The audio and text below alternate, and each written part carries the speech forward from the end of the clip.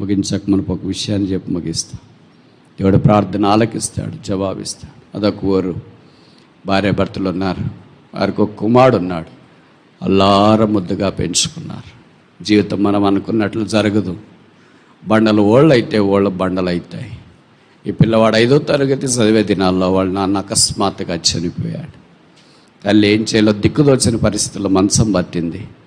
ఇక నా బ్రతుకు వ్యర్థమే, మా ఇంటి లేకుండా నేను ఎలాగుండగలను అని అంగలార్చింది, ఘోషించింది, బద్దలయ్యేటట్టు ఏడ్చింది హృదయం. ఇరుగు పొరుగు వారు వచ్చి ఆమెను ధైర్యపరిచినారు, లేవనెత్తినారు, కూర్చుని.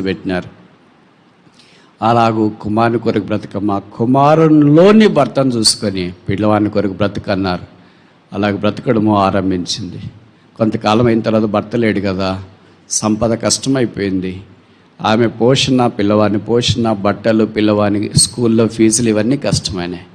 ఒకసారి స్కూల్లో ఫీజు కట్టే అవసరం అంటే అమ్మ దగ్గరికి వచ్చి అడిగాడు, మమ్మీ స్కూల్లో ఫీజు కట్టాలా డబ్బులు అని. వాళ్ళమ్మ సరదాగా బాధ దిగమింగుకొని, తల్లి యేసుప్రభు వారికి ఒక ఉత్తరం రాయరా అనింది. ఎక్కడ రాయాలా? అప్పుడు కార్డ్స్ ఉండే, ఫోన్ లేవు కదా. 25 పైసలు ఇస్తే పోస్ట్ ఆఫీసులో కార్డు ఇచ్చేవాడు. కార్డు తీసుకొని వచ్చినాడు. ప్రియమైన యేసుప్రభు వారు, నా తండ్రికి నీ కుమారుడు రాయటేమనగా, నేను 5వ తరగతి చదువుతున్నాను, స్కూల్లో కట్టడానికి ఫీజు నాకు లేదు, దయచేసి నాకు 500 ఫీజు పంపించు, ఇట్లా నీ కుమారుడు అని పేరేదో ఇస్సాక్ కనుక రాసినాడు. అడ్రస్ రాయాలిగా, ఏమని రాస్తాడు అడ్రస్? వాళ్ళ అమ్మ దగ్గరికి వచ్చిన, మమ్మీ అడ్రస్ ఏంటి చెప్పువా? ఏం చెప్తా తల్లి, రాయరా నీకు నచ్చింది అనింది. నిజంగా వాడు ఉత్తరం రాస్తాడని తల్లి అనుకోలేదు. సరదాగా ఏదో చెప్పేసింది ఆమె తప్పించుకోవటానికి. కుమారుని విషయంలో ఇంకా బాధ భరించలేక ఉత్తరం తెచ్చుకొని ఉత్తరమే రాసేసాడు. దాని మీద అడ్రస్ రాయరా అంటే, ఏం రాయాలా మమ్మీ, ఏం రాయాలా, నీకు తోచింది రాయరా అని. అప్పుడు వాడు రాసినాడు, టు జీసస్ క్రైస్ట్, యేసుక్రీస్తు ప్రభువు, పరలోక రాజ్యం. 2 లైన్లు రాసినాడు. తన అడ్రస్ యువతల వైపు, తన అడ్రస్ పూర్తిగా రాసినాడు. 1 నెల అయిన తర్వాత ఆ పిల్లవాడు, నేను యేసుప్రభుకు ఉత్తరం రాశాను కదా, జవాబు వస్తుందా అని ఎదురు చూస్తున్నాడు. ఓ రోజు తన ఇంటి తలుపు శబ్దం వినపడింది. ఏంటని తలుపు తెరిస్తే పోస్ట్ మ్యాన్ కనిపించినాడు. అలానా ఐజాక్ నువ్వేనా అన్నాడు. అవును నేనే, నీకు 500 మనీ ఆర్డర్ వచ్చింది. 500 మనీ ఆర్డర్ నాకా? వాడమ్మకి ఆశ్చర్యం పిలిచి అడిగింది, నీకు 500 మనీ ఆర్డర్ వచ్చిందంట, నాకెవరు పంపిస్తారమ్మా, నీకే ఎవరైనా పంపించినారేమో చూసుకో, మీ అన్నగారో నాన్నగారో వాళ్ళు వీళ్ళు పంపించినారేమో చూసుకో. కాదురా, నీ పెట్టి ఎవరి పేరు వచ్చిందన్నా? ఐజాక్. 500 వచ్చింది. దాంట్లో ఉత్తరంలో ఆ మనీ ఆర్డర్ కింద 2 మాటలు రాసే స్థలం ఉంటుందిలే. మీకు ఇప్పుడు కాలం వాళ్ళకి తెలియదు, పాతకాలం వాళ్ళకి తెలుసు. నా ప్రియమైన కుమారుడా, యేసు ప్రభువు నీకు పంపిస్తున్నా.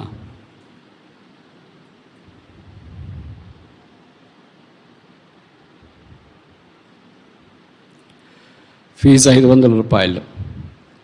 నువ్వు స్కూల్కి ఫీజు కట్టి చక్కగా చదివి గొప్పవాడు కావాలి. ఇట్లో యేసుప్రభు షాక్. ఏంటి యేసుప్రభు పేట వచ్చింది, 500 రూపాయలు వచ్చింది. 500 తీసుకున్నాడు. ఏం చేయాలో తోచలేదు. అమ్మ కొడుకు ఇద్దరు కూర్చున్నారు. అమ్మ చెప్పింది, నేను ఏదో సరదాగా అన్నాను రా, నువ్వు సరదాగా చేసావు, ఇప్పుడు చూస్తే వాస్తవంగా 500 వచ్చింది. ఎవరు పంపిస్తారు మరి 500? యేసుప్రభు ఎలాగ పంపిస్తాడు? 500 వచ్చిందనే సంబరం కంటే 500 ఎలాగొచ్చిందనే ప్రశ్న వాళ్ళ మనసులో ఎక్కువ మెదడం ఆరంభించింది. అందుకే ఓ దినాన్న ఈ పిల్లవాడు తల్లి ఇద్దరు కలిసి పోస్ట్ ఆఫీస్కి వెళ్ళారు.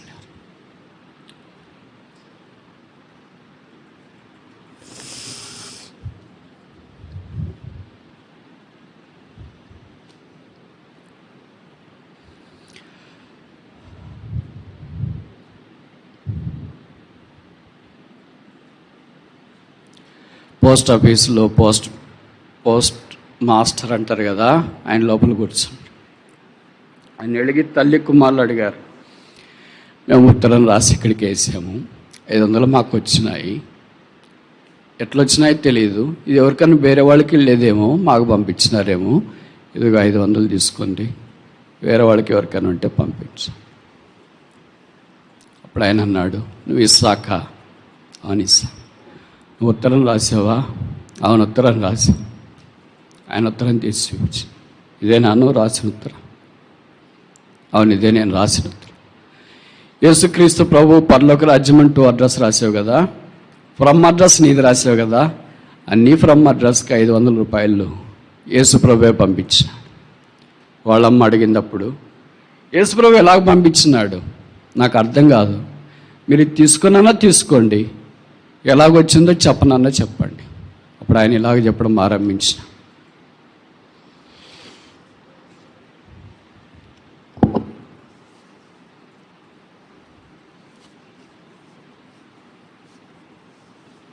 నేను కూడా క్రైస్తవుడిని.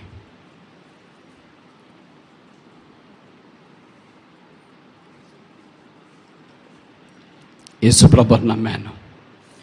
చాలా కాలంగా ఈ పోస్ట్ ఆఫీస్లో పనిచేస్తున్నాను.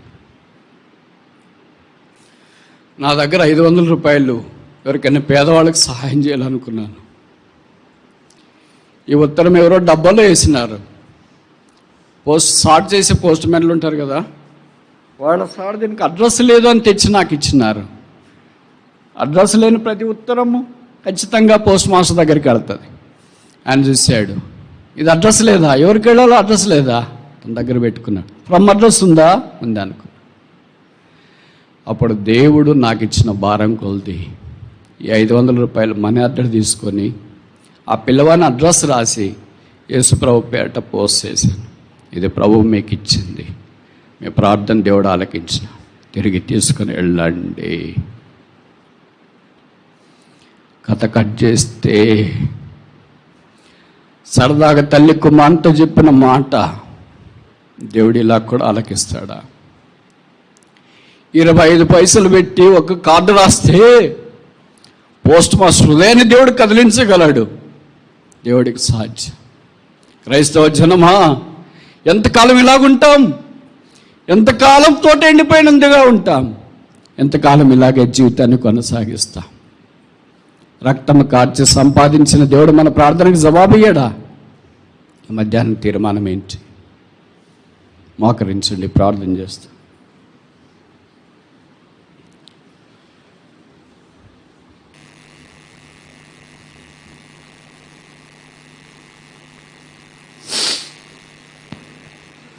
ఎవరు యేసును అంగీకరించలేదో, పాపక్షమాపణ పొందలేదో, తోటగా లేరు వాళ్ళు.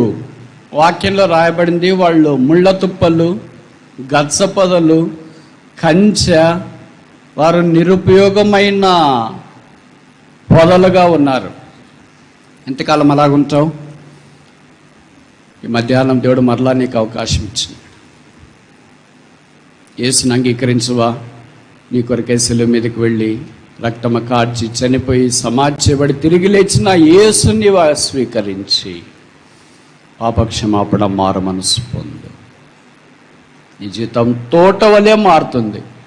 ఇప్పుడు దాకా ముళ్ళకంప వలె అనేకులు కుచ్చుకున్నావు, నీకు నీవే హాని, నీ వల్ల ఎవరికి ఉపయోగం లేదు, నీ వల్ల భూమి వ్యర్థమైపోతుంది.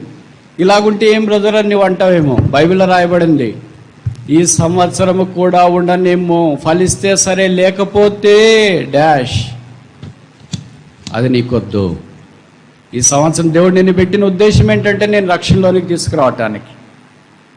కానీ ఎవరైనా ఎక్కడైనా యేసు ప్రభువా నేను పాపిని, నా హృదయంలోనికి రా, నా జీవితం ముళ్ళ పొదవలే గచ్చ పొదవలే ఉంది, కంచెవలే ఉంది, తోటగా చెయ్యి, పాప క్షమాపణతో నన్ను ఆశీర్వదించని కోరేవారు ఉంటే మేము మీ కొరకు ప్రార్థన చేయడానికి వీలుగా మీ కుడి చేతిని తలపైగా కనబడేటట్టు ఎత్తి ఉంచండి.